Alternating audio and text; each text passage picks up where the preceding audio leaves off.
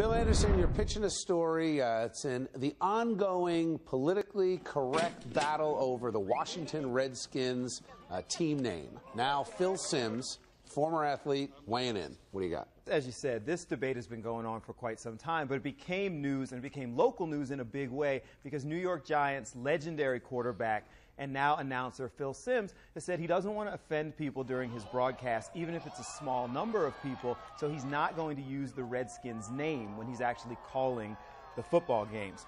I wanted to find out how the players, how insiders actually feel about this. So I went and spoke to somebody, Barrett Brooks, offensive lineman, played for the Eagles, played for the Giants, before he went on and won a Super Bowl while playing for the Steelers. He told me actually that in his opinion, the name change is long overdue. I don't think they're overreacting. It's something that's very sensitive to a race, an ethnic group of people. And I mean, it's totally out of order to even, use the name now. Before Phil Simms, there were people like Michael Irvin and others who made similar comments in opposition to the Redskins name. With him being, a Caucasian, being a white guy, it even holds more weight just because, if he's not a minority just complaining about it. He's a Caucasian that's, complaining about it. So I think it does carry a lot of weight. Let's go to the fans. I went outside a sporting goods store to talk to some of them. The opinions vary, but I ran into a longtime Redskins fan who said the name has been there, there's history, and people need to relax. I think we live in a very politically correct world, and at a certain point you have to say, enough is enough. When is it going to be, when can you stop saying this is offending somebody? You go back 10 years, there was a poll that came out that literally 90% of self-described Native Americans said, we're just not offended. Just as recently as a few months ago, as this controversy started, 80% were not offended. So I think that's kind of missing when you get these has-been former athletes to weigh in.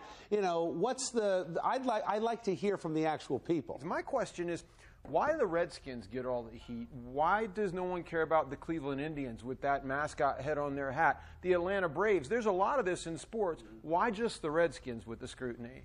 Snyder made a public comment, the owner of the Washington Redskins, and he said, look, we're not going to change the name. And I think they drew the battle lines because they have representatives of the Navajo Indian Nation, the Code Talkers in particular, who were the World War II vets. And, they come to the games, and they voted overwhelmingly as a council to say, we support the name. I've chased quite a few stories with the Ramapo-Lenape Indians here in New Jersey who say that it's not necessarily about the name. They say it's the symbols that are used, that are caricatures of Native Americans that they don't favor. Parsippany High School in New Jersey, they were actually called the Redskins, and they joined the bandwagon, they changed their name, and people who went to Parsippany High School were quite upset about the name change because it erased part of their legacy, part of their history. All I can say is I am very offended by Italian slurs, and so I would be thankful if somebody made a decision not to use them. This isn't really a debate about what we name the Redskins. This is a conscious choice on someone's part to rise above a painful history. And whether it's 90% or 80%, clearly the percentage is going down of those who are okay with it. What I am more concerned about is this kowtowing to political correctness, and I think that's what Phil Simms is doing. I think it'd be nice to see some of these guys have a backbone and stand up for common sense. You know where I stand. Oh, Lord. Hank?